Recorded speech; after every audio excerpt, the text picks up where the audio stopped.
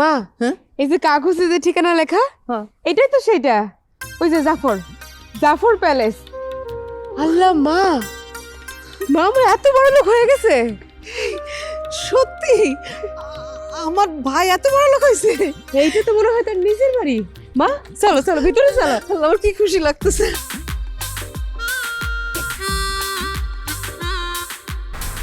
এই যে দারুণ ভাই, এই যে।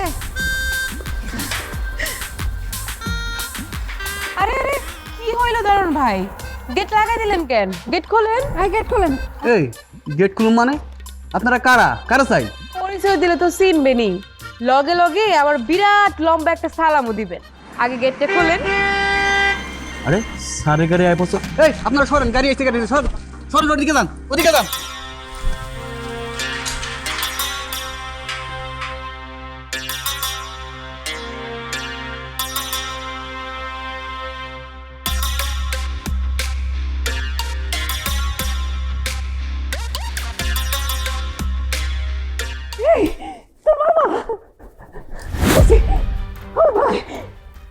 মা আমার তো সেনাই যাইতেছে না।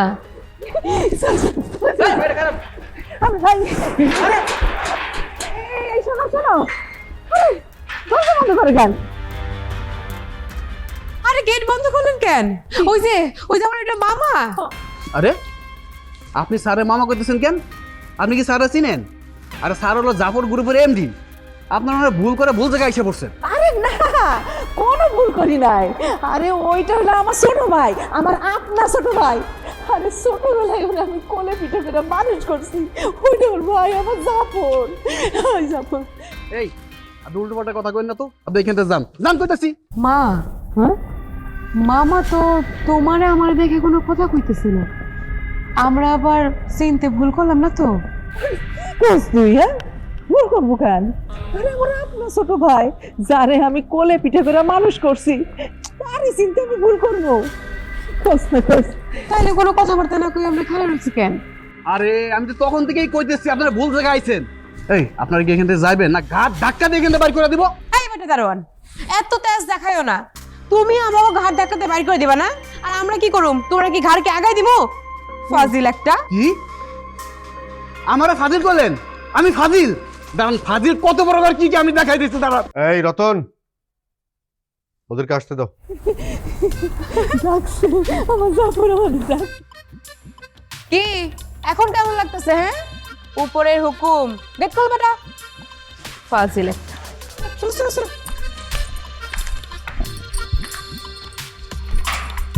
এই বেটা সালাম দে। আসসালামু আলাইকুম। ওয়ালাইকুম আসসালাম।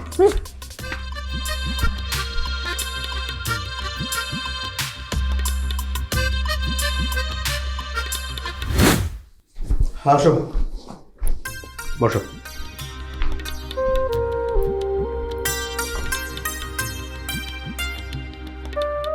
দুলাভাই, এরা কারা? দেখছো আম্মা, মামার শালে আমাকে চিনতে পারতেছে না। চিনবো বা কেমনে? আমাকে লগে তো দেখাই হয় নাই কোনোদিন। হ্যাঁ হ্যাঁ ঠিক। হোয়াট? মামা? দুলাভাই, এসব নোংরা আবর্জনা কোথা থেকে তুলে নিয়ে আসছো তুমি?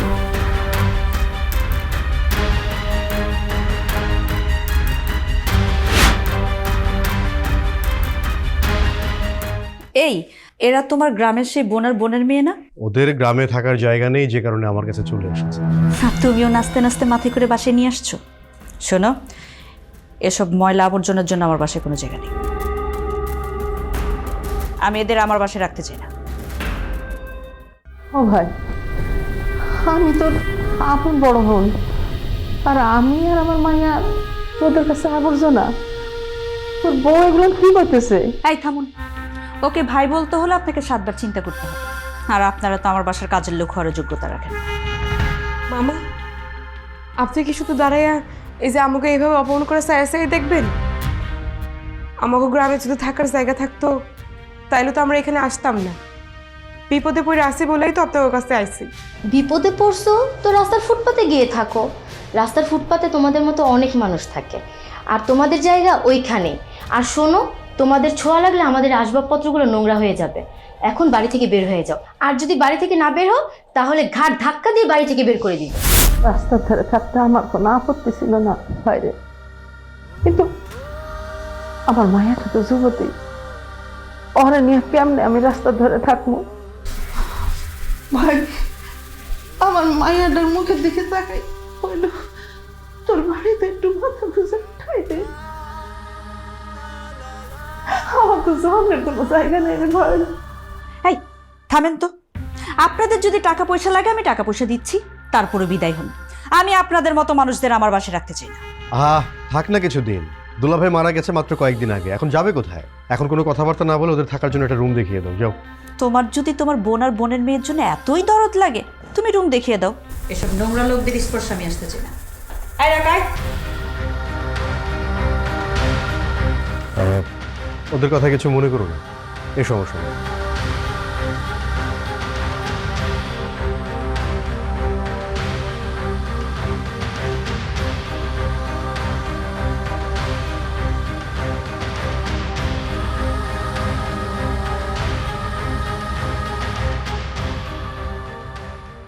আচ্ছা আপা, দুলাভাই এটা কি করলো? আমাদের তো ফ্যামিলির একটা মান সম্মান আছে, তাই না?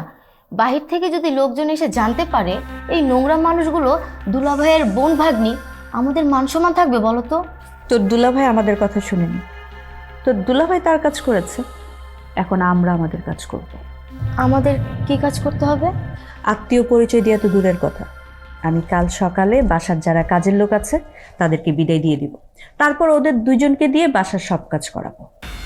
একটু যদি এদিক থেকে সেদিক হয়, এমন অত্যাচার করব যেন সহ্য করতে না পেরে 2 দিনই সুরসুর করে বাড়ি থেকে পালায়।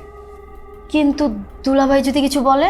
আরে তোর দুলাভাই কিছু বলবে সেটা আমি দেখব, তুই চিন্তা করছিস কেন? আচ্ছা আপু, তাহলে কালকে থেকে তোমার কথা মতো কাজ শুরু হবে।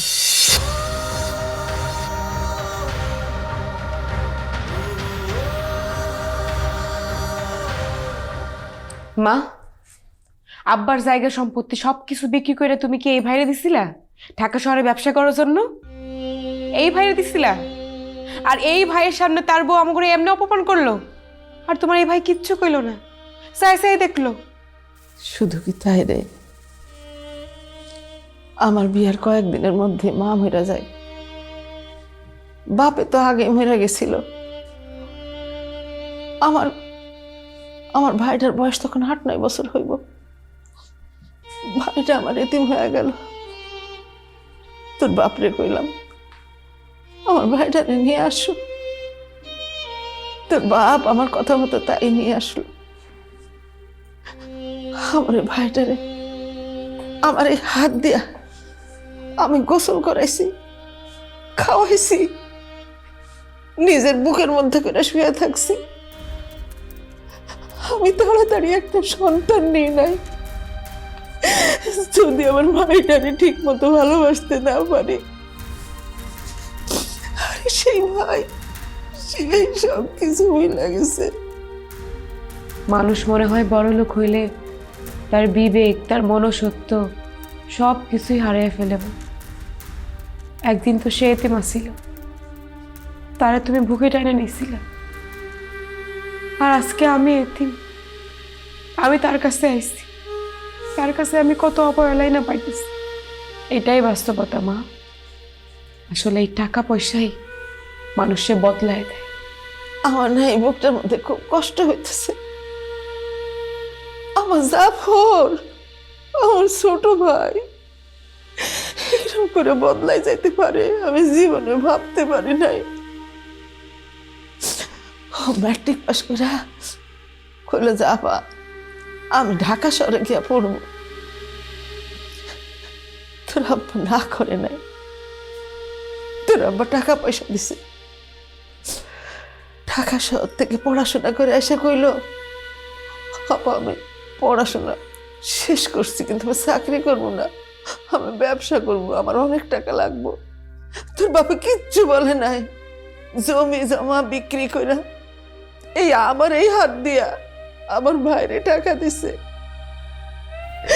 আর সেই ভাই কতগুলা বছর চলে গেছে, আমাকে কোনো খোঁজ খবর নাই নাই। এর মধ্যে তোর বাপও মরে গেছে।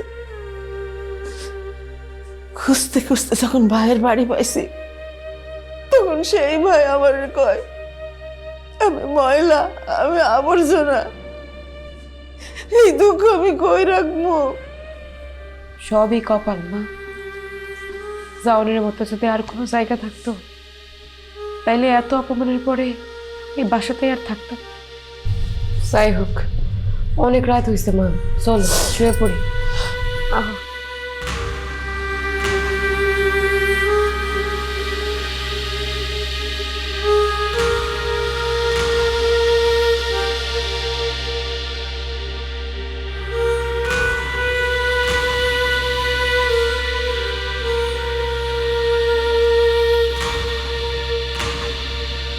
কেমন আছো তুমি?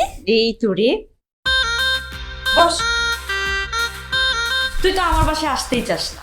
রাকা থাকে, তোকেও থাকতে বললাম, থাকতেই চাইলি না। কিছুদিন আগেই তো এসে গেলাম। আপু, তোমার না ইদানিং কিচ্ছু মনে থাকে না। কিছুদিন আগে? সেই 2 সপ্তাহ আগে এসছিস, তাও অনেক দিন। তুই আমার বাসায় না আসলে কার বাসায় আসবি বল? আচ্ছা দাঁড়া, তোর জন্য চা নাস্তা আনতে বলি। এই সুমি, সুমি, জলদি 1 কাপ চা আর কিছু নাস্তা নিয়ে আয়। এই সুমিটা আবার কে? নতুন কাজের মেয়ে? আরে না না, তোর দুলাভাই গ্রাম থেকে তার বোন আর বোনের মেয়েকে বাসায় নিয়ে এসেছে। আমি ওদের দেখে বাসার সব কাজের লোককে ছুটি দিয়ে দিয়েছি, আর ওদের দিয়ে সব কাজ করাচ্ছি। একদম ঠিক কাজ করেছি না বল? একদম বুদ্ধিমান মেয়ের মতো কাজ করেছে আপু। এই না হলে তুমি আমার বোন।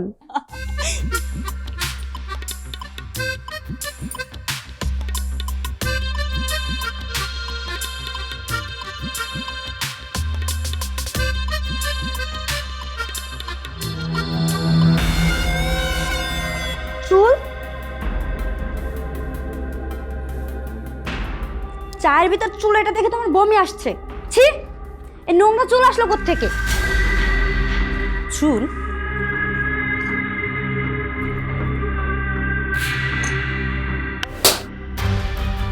চায়ের মধ্যে তোর নোংরা চুল কোত্থেকে এলো? হ্যাঁ, তোর মাথার চুল চায়ের কাপে যায় কিভাবে?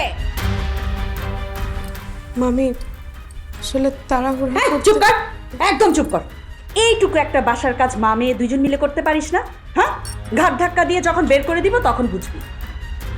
এই এই মেয়ে, এসব নিয়ে এখান থেকে যা। তোর এই নোংরা চেহারা দেখলেও না আমার রুচিতে বাচ্ছে। যা এখান থেকে, যা।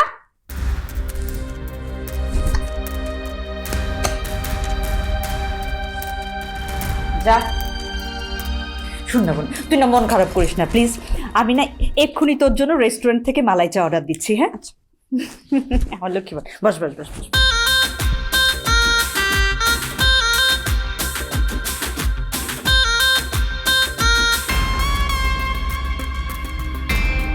হেই, তোর গাল লাল কেন রে? ভাগ্য, ভাগ্য আমার গালে থাপ্পড় দিছে। কোস কি? কে তোর গালে থাপ্পড় মারছে?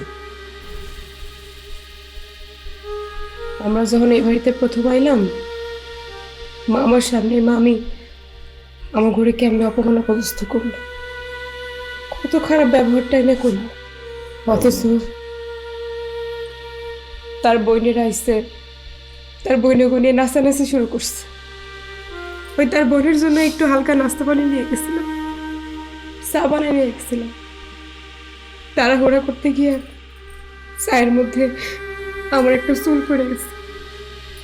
এই জন্য মামি আমার তার বোনের সামনে একটা জোরে থাপ্পড় মারছে। কি করতেছিস তুই? কি করতেছিস তুই? তোর মারছে মানে? হ্যাঁ, আমার মায়ের গায়ে আমি কোনোদিন ফুলের টুকরোটাও দিই নাই, সে মায়ের গায়ে হাত তুলছে।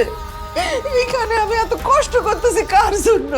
যার জন্য আমি এত কষ্ট করতেছি সেই কলিজায় হাত দিছে আমার।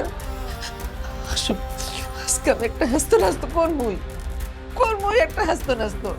এই বাসায় আমাকে কোনো দাম নাই মা। একটা কাজের লোকের যে দাম দেয় মানুষ, সেই দামটুকু তো আম করে দেয় না। স্বামীর বোন আসলে, স্বামীর আত্মীয় আসলে তা করে ইচ্ছা মতো বকাবকি করা যায়, জানা তাই করা যায়, যেমনি বলছে এমনি অপমান করা যায়। অথচ তার নিজের বোন আসলে তারে কই রাখবো, কি খাওয়াবো, সেটা ভাই ভাই কুল পায় না। আচ্ছা মা,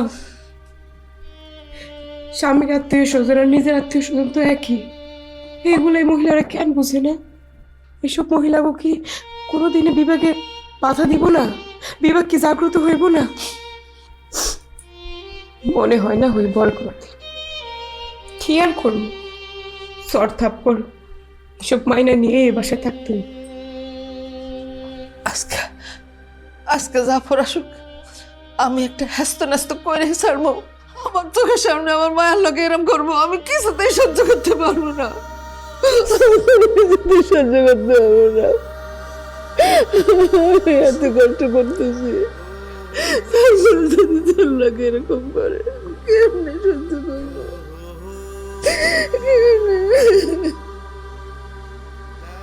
আজকে আসুক, আজকে আসুক।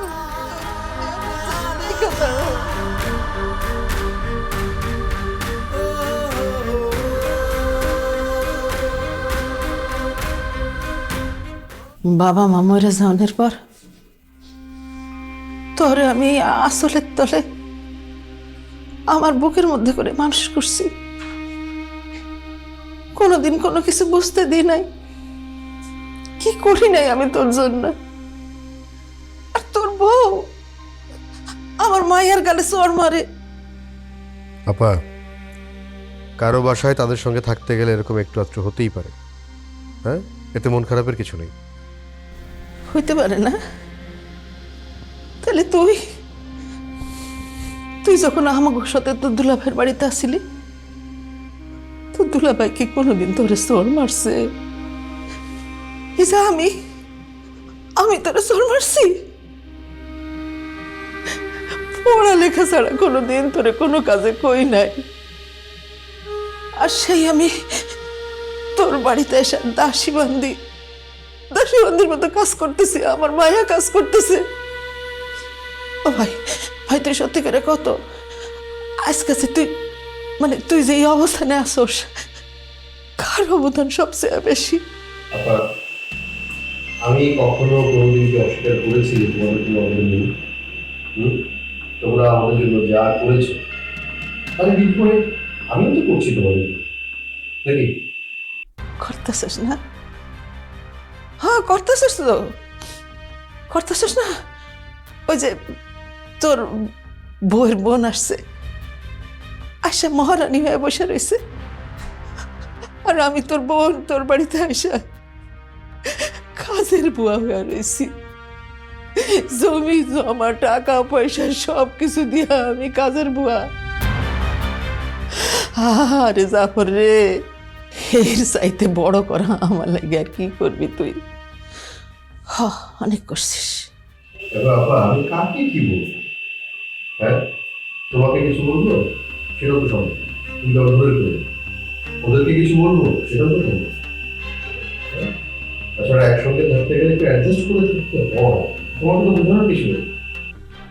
আমি তো মিলামিশাই থাকতে চাই ভাই, আমার তো কোনো আপত্তি নাই, তুই ছাড়া তো আমার আর কেউ নাই রে ভাই। চিন্তা করে দেখ, বাজার থেকে যখন বড় মাছটা নিয়ে আসস, তুই নিয়ে আসা আমি কুইটা কাইটা রান্না করে তব সামনে দিই, আর আমি যখন খাইতে বসি আমি যাই দেখি যে হাড়ির তলে এক কোনায় কিছু কাটাকুটি আর তরকারি আমার জন্য আর আমার মায়ের জন্য। কইতেছি, তোর কি মনে পড়ে না তোর দুলাভাই যখন বাজার থেকে বড় মাছ নিয়ে আসতো, তখন তোর আমি মাথাটা দিতাম? তো দুলাভাই আমার আগে থেকে কয়ে রাখছিল, যখন বড় মাছটা আনবো ওরে মাথাটা দিবা, ভালো মাছটা দিবা। কারণ কি জানিস, তোর বাবা মা কেউ নাই, তুই এতিম, তোরে খাওয়াইবো কেডা? আর তুই আমারে সেই প্রতিদান দিতেছ। তোর বাড়ি কাজ না করে যদি আমি অন্য একটা মানুষের বাড়ি কাজ করতাম, ওরা অন্তত পক্ষে আমার লোকে এরকম ব্যবহার করতো না, অনেক ভালো থাকতাম। আর দূর আপা, এই ধরনের কথাবার্তা আমার একদম ভালো লাগে না। তোমাদের যার যা মন চায় তোমরা তাই করো, আমি কাউকে কিচ্ছু বলবো না।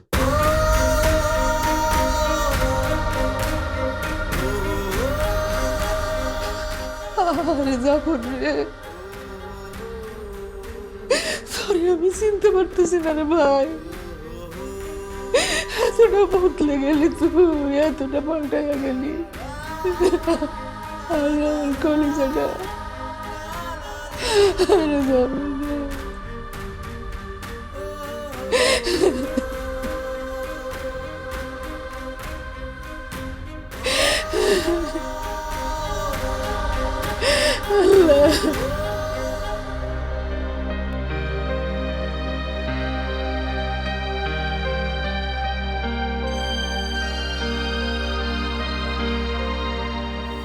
নেমা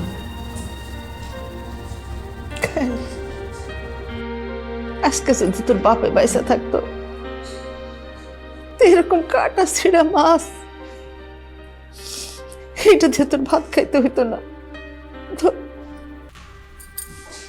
দেখছো মা, কত বড় একটা মাছ মামি তার বোন করে কি আদর করে খাওয়াইলো, আর তার স্বামীর বোনের জন্য রাখছে এই ভাঙাচোরা মাছ, মাছের কাটা কুটা, আর কিছু বাইসে যাওয়া ভাত আর তরকারি। এইসব মহিলাগো কোনোদিন বিবেক বলতে কিছু নাই, এরা খালি নিজেকে বুঝটাই বুঝে, অন্যের দুঃখ কষ্ট বলে যে কিছু আছে এরা কোনো দিন বুঝে না। এই যে হাত দিয়ে আমি তোর মাছের কাটাকুটি দিয়ে তোর ভাত খাওয়াতে যাইতেছি, সেই একই হাত দিয়া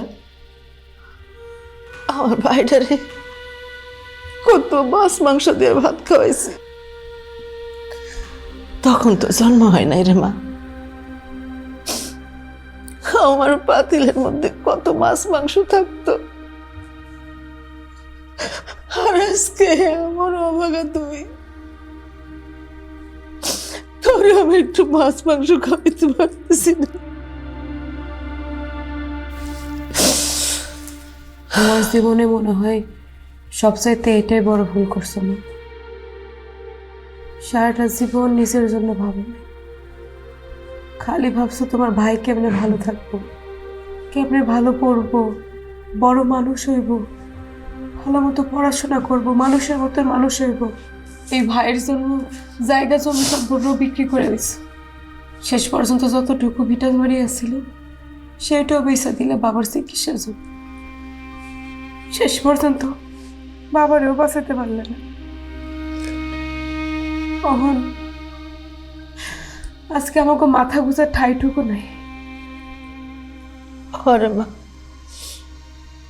তোর তোর বাপে যদি একটু স্বার্থপর হইতো, আমি যদি একটু স্বার্থপর হইতাম, এই ঢাকা শহরে তোর মামার এত বড় বাড়ি গাড়ি ইন্ডাস্ট্রি কোনো কিছুই হইতো না, লাথি গুতা খাইয়া জীবনটা পার করতে হতো।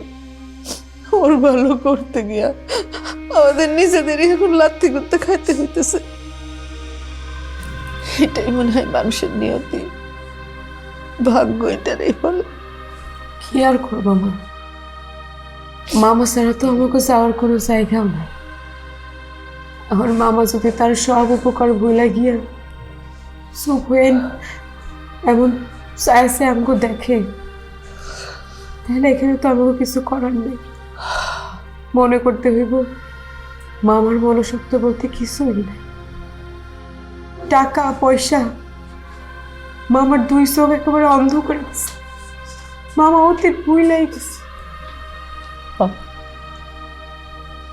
আমার ভাই ইট পাথর শহরে এসে তার নিজের অতীত ভুলে গেছে, ওর মনটা না পাথরের মতো হয়ে গেছে। আমার চোখের পানি দেখেও তার মন গলে না, কিচ্ছু হয় না ওর। এই জন্যই তো নিজের জীবনটারে ভাগ্যের পরে সাইডে দিছি মা, এটা নিয়ে আর আফসোস করতে চাই না। নে, খায় না।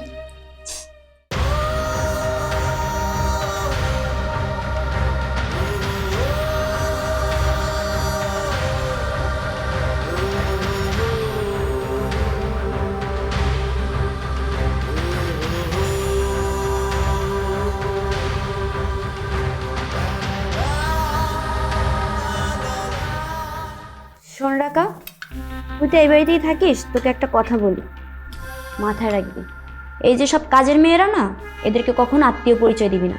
আর হ্যাঁ, এদের থেকে একটু দূরে দূরে থাকবি, কারণ এরা কিন্তু এই বাড়িতে ঢুকছে কোনো না কোনো মতলব নিয়ে। কথাটা মাথায় রাখিস। এটা আপনি কি বললেন? আমাকে পরিচয় তারা দিক বা না দিক, তাতে কোনো দুঃখ নেই আমাকে। তাই বলে যে আপনি বলবেন মতলব নিয়ে বাসায় উঠছি, এটার মানে কি? এই চুপ কর, তুই আমার বোনের মুখে মুখে কেন তর্ক করতেছিস? তোরে এত বড় সাহস কে দিছে? বাপ রে বাপ, এই গাইয়া মেয়েটার কত বড় সাহস, ও আমার মুখে মুখে কথা বলে। একটা থাপ্পড় দিয়ে না তোর দাঁত সব ফেলে দিব।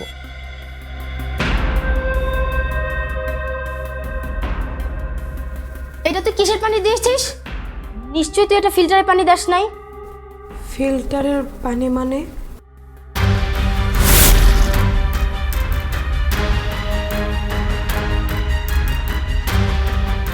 তুই জানিস না, আর আপু তোকে বলে নাই আমরা ফিল্টারের পানি ছাড়া খাই না? আর এই নোংরা পানি তুই আমাকে কেন দিয়েছিস? খবরদার, খবরদার, আমার মেয়ের উপরে কোনো রকম কোনো নির্যাতন করবি না। অনেক সহ্য করছে, অনেক সহ্য করছে, আর কিন্তু সহ্য করবো না আমি। কি সহ্য করেছেন? আর সহ্য করার জন্যই তো এই বাড়িতে পড়ে আছেন, তাই না? আর শুনুন, গলা নামিয়ে কথা বলেন। হ্যাঁ, কাজের লোক কাজের লোকের মতো থাকবেন। কাজের লোক না? ঠিক আছে জাফরের বউ, আমি কাজের লোকই, কিন্তু তোমার একটা কথা বইলা দিলাম, আজকে থেকে আমার মেয়ে কোনো রকম কোনো কাজ করবে না, সব কাজ আমি করব, কিন্তু আমার মেয়ের উপরে কোনো রকম কোনো অত্যাচার করতে তোমরা পারবা না। আমি চোখের সামনে মা হয়ে এরকম নির্যাতন আমি দেখতে পারবো না।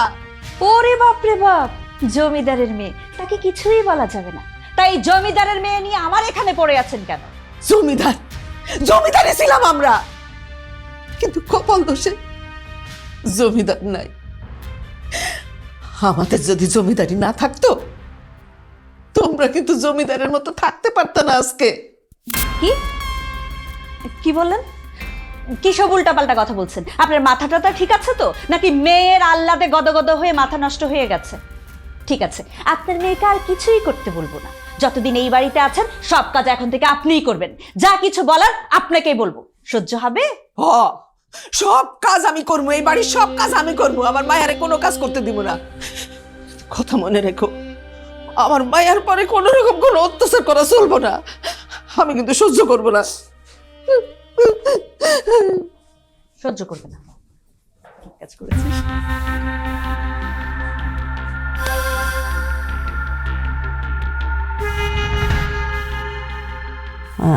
মা, ওরা তো মনে গাধার মতো খাটাই নিতেছে, গাধার মতো তোমরা দিয়ে কাজ করে নিতেছে।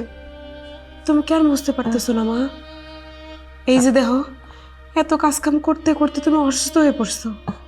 ও মা, চল এক কাজ করি, আমরা এই বাসা ছেড়ে চলে যাই। এখানে থাকলে তোমার ওরা বাঁচতে দিব না মা। না রে মা, কই যাবো? তোর মতো একটা যুবতী মায়ারে নিয়ে আমি কই যাবো রে মা? যতই কষ্ট হোক, আমার এই ভাইয়ের বাড়িতেই থাকতে হবে। কষ্ট হইলে তো ভাইয়ের বাড়ি নিরাপদে আছি। মনে করে এই বাড়ি ছাইড়া যদি চলে যায়, যে বাড়ি গিয়া উঠবো, ওখানকার মানুষজন যদি ভালো না হয়, তাহলে তো মান সম্মান নিয়ে টানাটানি হইব।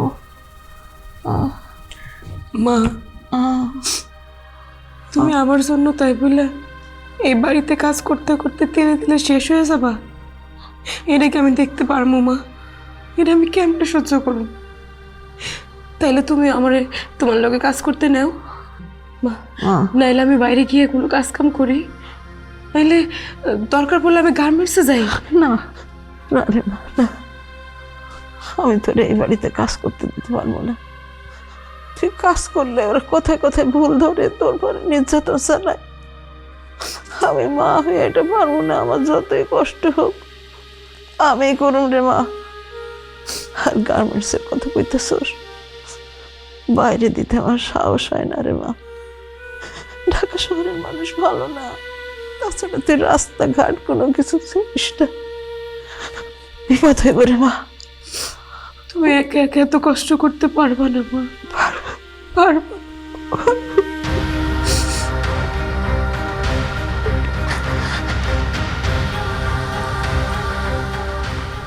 কালকে আমি মামার মুখোমুখি হব, মামার মুখোমুখি আমার হইতে হইব।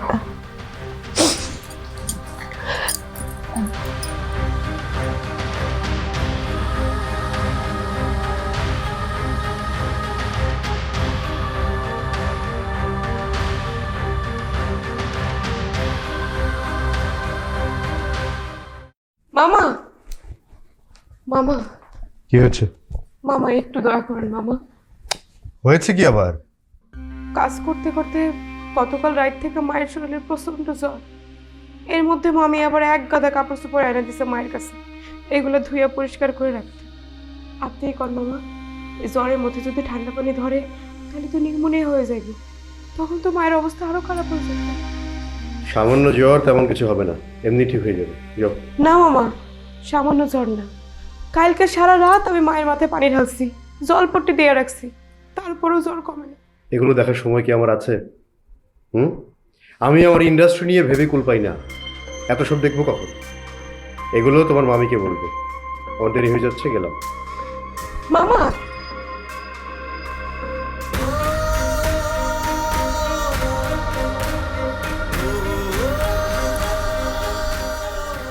আপনি এত নিষ্ঠুর মামা?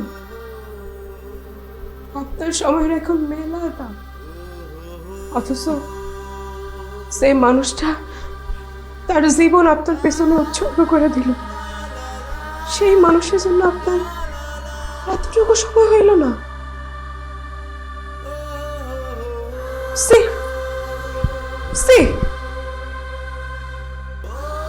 আপনার আবার মামা ডাকতেও লজ্জা লাগে।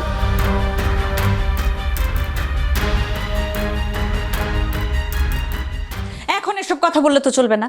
আরে আপনি বলছেন আমার ঘরের সব কাজ আপনি একা করবেন, আমি জানি না। তাড়াতাড়ি জানে ময়লা কাপড়গুলো ধুইয়া রোদে শুকাই দেন।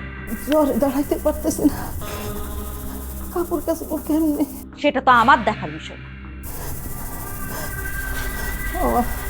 তার মানে কি আমার মরে গেলেও কাজ করতে হবে?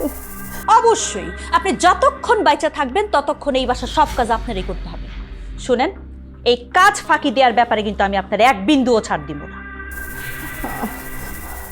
আমারে আমারে একটু সময় দাও বোন, মাত্র একটা দিন।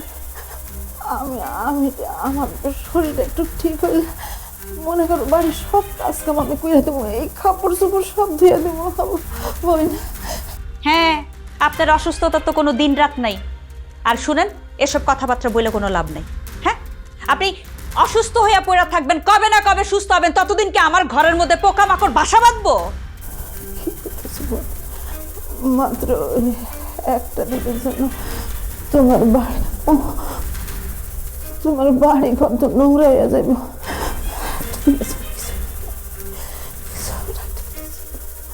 আবার আপনি আমার মুখে মুখে তর্ক করতেছেন। এই নেন, যা বলি তা শুনেন, তাড়াতাড়ি গিয়ে এরকম নাটক না কইরা গিয়া কাপড়গুলো ধুইয়া শুকাইতে দেন।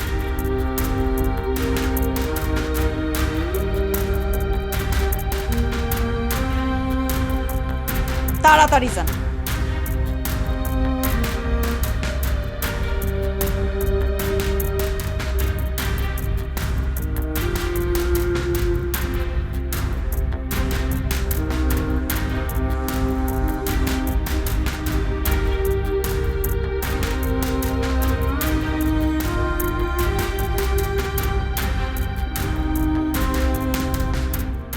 এমন নাটক করতেছে, মন হইতেছে না জীবনটা এখনই বাইরিয়া যাইতেছে।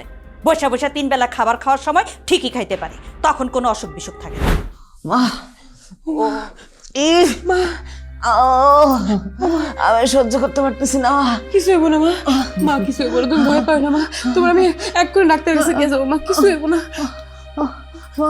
ঠিক হয়, আমি ঝাপসা দেখতে পারতেছি না। কি খবর? ও মা, ও মা, আমি দম নিতে পারতেছি না কেন? মা এমনি বললো না মা, তুমি স্যার আমার কেউ নাই মা, এমনি করো না মা। আমাকে বাঁচবো না, আমাকে বাঁচবো না। আমি তোরে কই রেখে যাবো, রেখে যাবো মামা, আল্লাহ। মা কিছু হইব না মা, আমি তোমার এখন ডাক্তারের কাছে নিয়ে যাবো। আমি যাইতেছি, মামার কাছে যাইতেছি, তুমি একটু অপেক্ষা করো মা, ডাক্তারের কাছে নিয়ে যাইতে হবো মা। যাস না, আরে তুই যাস না। আল্লাহ, মা থাকো, একটু অপেক্ষা করো, আমি মামার ডাকে রাখতেছি। কি হয়ে গেল?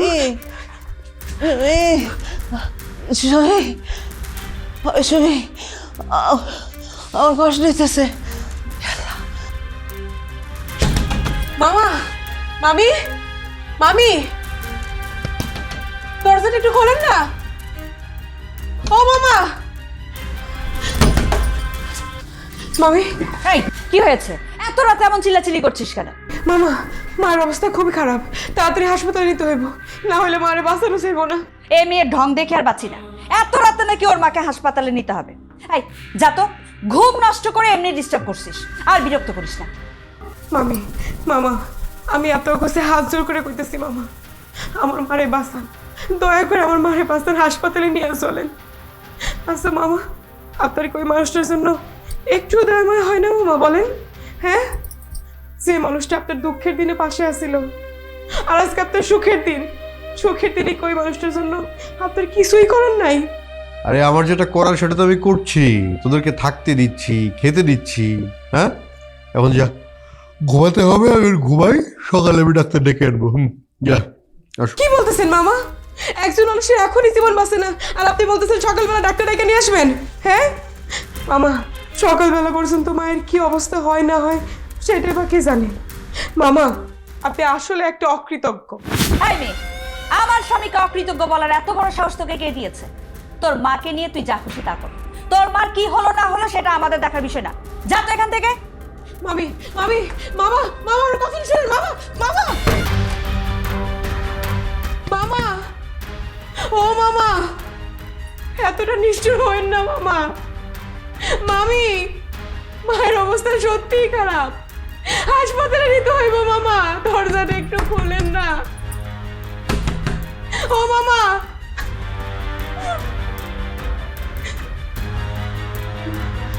মা, জয় জয়, মামা, একটু ধৈর্য ধরো মা, একটু ধৈর্য ধরো, কিছু হইব না মা, আল্লাহ আল্লাহ করো। মামা কইছে কালকে সকালে ডাক্তারের বাসায় আনবো, একটু ধৈর্য ধরো মা, একটু ধৈর্য ধরো মা।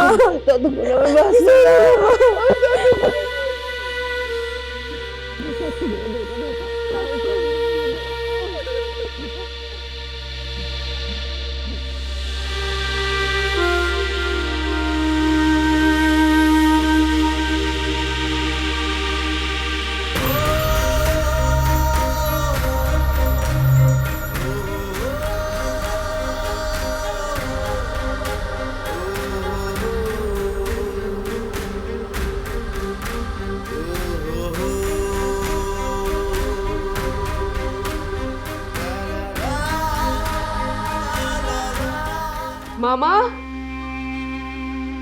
মামা কই আপনি? একবার এসে দেখে যান।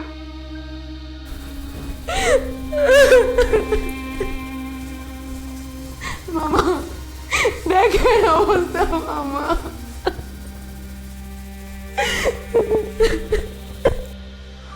তোর মা মারা গেছে? না, আমার মা মারা যায় নাই, আপনারা মায়ের খুন করছেন, আপনারা আমার মায়ের মায়েরা পালাইছেন। কত রাইতে আমি যখন অকৃতজ্ঞ কইছিলাম তখন দরজা আটকাই দিছিলেন, দরজা খোলেন নাই, আমার মায়েরও ডাক্তারের কাছে নেন নাই। আপনি সামনে জিজ্ঞেস করেন, অকৃতজ্ঞের সাইকেল যদি বেশি কিছু থাকে সেইটা হইতেছে আপনার স্বামী। এই, তুই এসব কি বলতেছিস? তুই তোর মার মৃত্যুর দায়ভার আমাদের কাঁধের উপর চাপাইতেছিস কেন? কেন? কেনর উত্তর তো আপনারা ভালো করে জানেন। আমার মায়ের জ্বর, তার মধ্যে আপনারা কতগুলো কাপড় চোপড় ধোয়াইছেন, মানুষটারে কাজ করতে করতে একদম মৃত্যুর মুখে ঠেলে দিচ্ছেন। এতগুলো আমি এত আকুতি মিনতি করলাম, এত হাতে পায়ে ধরলাম যে আমার মায়ের ডাক্তারের কাছে নিয়ে চলেন, আমার মায়ের অনেক জ্বর, কেউ আমার কথা শুনলেন না আপনারা। গত রাইতে যদি আমার মায়ের ডাক্তারের কাছে নিয়ে যেতে পারতাম, আজকে হয়তো আমার মা পয়সা যাইতো।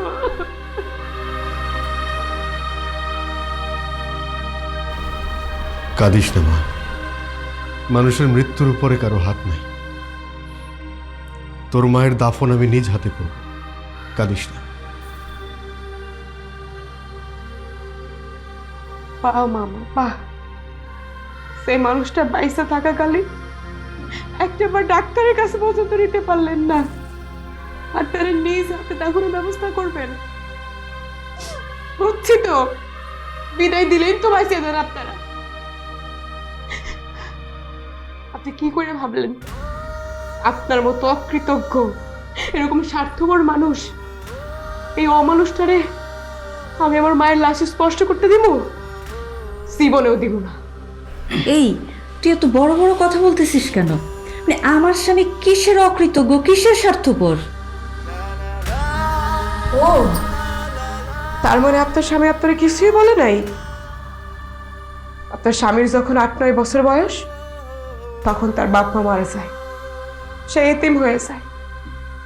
আর তখন আমার এই মা, আমার মা তারে কোলে পিঠে করে মানুষ করছে, পড়াশোনা শিখাইছে, বড় করছে, শহরে পাঠাইছে। শহরে ব্যবসা করার জন্য আমার বাবার যত জায়গা জমি আছিল সবকিছু বেচে দিছে।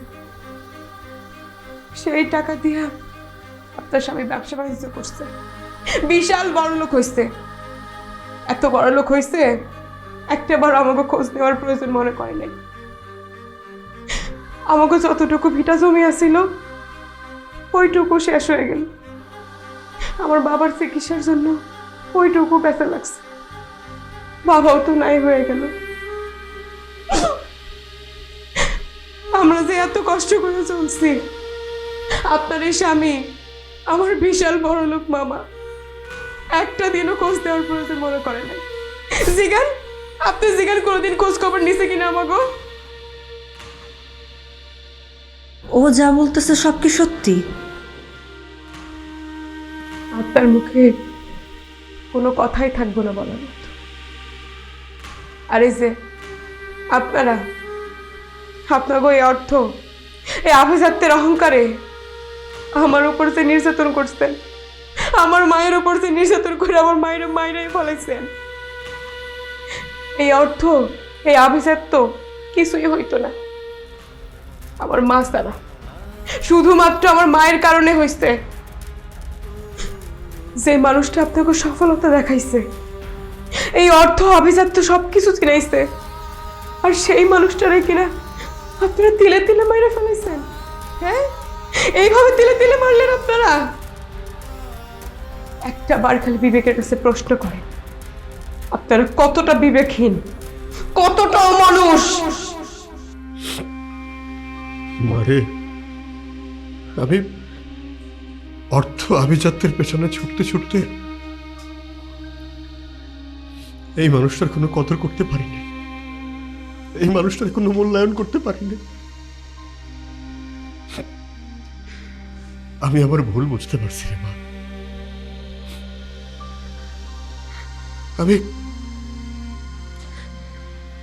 আমি সমাজে প্রতিষ্ঠা পাওয়ার লোভে, একটার পর একটা ব্যবসা করার লোভে, টাকার লোভে কে আমার আপন, কে আমার পর,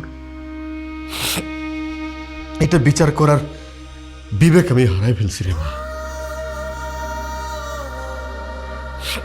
আমারে তুই মাফ করে দে, আমি আমার ভুলটা বুঝতে পারছি। আমার তুই শেষ একটাবার একটা সুযোগ দে। আমার বোন রে, যে আমার এত বড় উপকার করলো, তারে আমি নিজ হাতে কবরে শোয়াবো। আমার এই সুযোগটা দে রে মা। না, আপনার মতো মানুষের কোনো সুযোগই আর দেওয়া হইব না। আপনি আপনার শিকড়ে অস্বীকার করছেন, আপনি আপনার অতীতকে অস্বীকার করছেন। এই যে আমি আমার মায়ের লাশের সামনে বইলা গেলাম, আপনার বিচার উপরালাই করব। আমার মায়ের লাশ নিয়ে আমি গ্রামে চলে যেতেছি, সেখানে আমার বাবার পাশেই আমার মায়ের চিরদিনের জন্য ঘুম পাড়ে। তো আরেকটা কথা বলে যেতেছি, এই আপনাগো মতো স্বার্থপর, বেঈমান, অকৃতজ্ঞ এমন অমানুষকে আমার মায়ে ক্ষমা করে দিয়ে গেলেও এই যে উপরে একজন আছেন, সে কিন্তু কোনো দিনও ক্ষমা করব না। মনে রাখেন মামা, আল্লাহ সার দেয়, কিন্তু সাইরা দেয়।